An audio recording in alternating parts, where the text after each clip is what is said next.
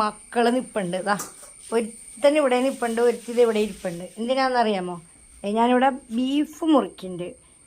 അതിന് വേണ്ടി കാവലൊന്നും ഇരിക്കണയാ രണ്ടുപേരും. ഇതാ ഇവൻ്റെ മാന്ത് സഹിക്കണം, ഇവൻ്റെ തോണ്ട് സഹിക്കണം ഞാൻ.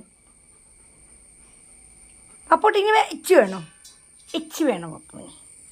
ഇച്ചി വേണോ? പതിയെ അമ്മയുടെ കൈ വേനിക്കരുത്. പതിയെ അമ്മ എന്താ പറഞ്ഞേ? അമ്മ എങ്ങനെ പറഞ്ഞേ?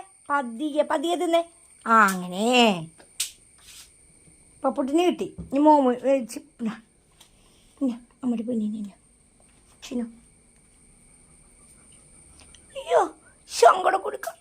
അയ്യോ സങ്കടം കൊടുക്കാം. ഇനി തോണ്ടാൻ തന്നെയാണോ? എന്നെ തോണ്ടാൻ തന്നെയാണോ? പപ്പു അവിടെ ഇരിക്കി. ഇരിക്കി. ഞാൻ പറയണ എങ്ങനെയാ? പതിയെ തിന്നണം. പതിയെ. ആ നമ്മളെ കയ്യുമ്മ പല്ല് തട്ടരുത്. അമ്മ പറഞ്ഞിട്ടില്ലേ? ഇനി മതി, വേറെ നിറഞ്ഞു. ഓക്കേ ടാറ്റാ. ബോഡി കള്ളി പിന്നെ എത്തോ. അവൻ്റെ തീറ്റ കഴിഞ്ഞ നോക്കിയിരിക്കണം അടുത്ത കഷ്ണം വല്ലുണ്ടോന്ന്.